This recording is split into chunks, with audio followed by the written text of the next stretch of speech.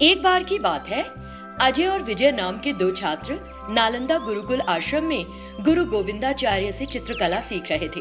उन्होंने एक दूसरे से प्रतिस्पर्धा करते हुए चित्रकला का अभ्यास किया और सभी की प्रशंसा प्राप्त की। लेकिन दोनों हमेशा इस बात पर लड़ाई करते कि कौन बेहतर चित्रकार है। फिर एक दिन दोनों छात्र अपने गुरु के पास गए और पूछा, गुरुवर, आपने हमें चित्रकला सिखाई है, तो बताइए हम दोनों में से कौन अधिक अच्छा चित्रकार है।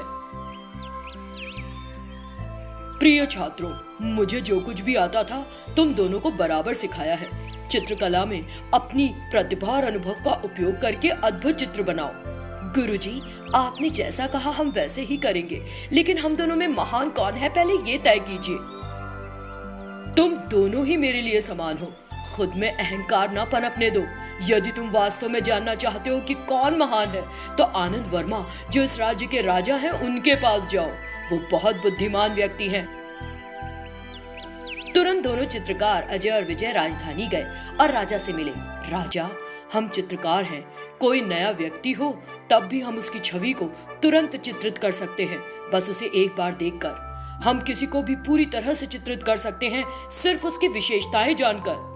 खुद की बात साबित करने के लिए उन्होंने राजा की छवि चित्रित की और अपनी प्रतिभा का प्रदर्शन किया। उनकी कला देखकर आनंद वर्मा ने उन्हें तहे दिल से सराहा। राजा, अब आपको हमारी कला का परीक्षण करना होगा और तय करना होगा कि कौन महान है। तुम दोनों ही बेहतरीन चित्रकार हो, ये कहना मुश्किल है कि कौन महान है और कौन नहीं। लेकिन दोनों जानने पर अड़े रहे, तो राजा ने उन्हें एक परीक्षा दी। तुम किसी भी व्यक्ति को देखकर उसकी पूरी छवि को चित्रित कर लेते हो और सिर्फ विशेषताएं जानकर भी उसका रंग रूप सटीक बना देते हो। अब तुम्हें क्या करना है? तुम दोनों को अपनी खुद की छवि चित्रित करके मुझे देना है। उसी के आधार पर मैं तय करूंगा कि कौन महान है।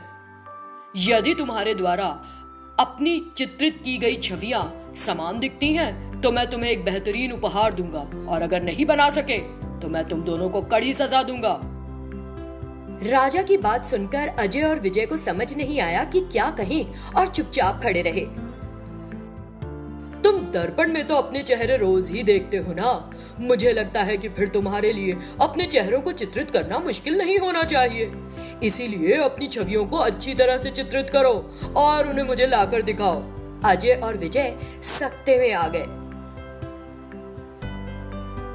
ठीक है राजा, हम ये परीक्षा जरूर देंगे।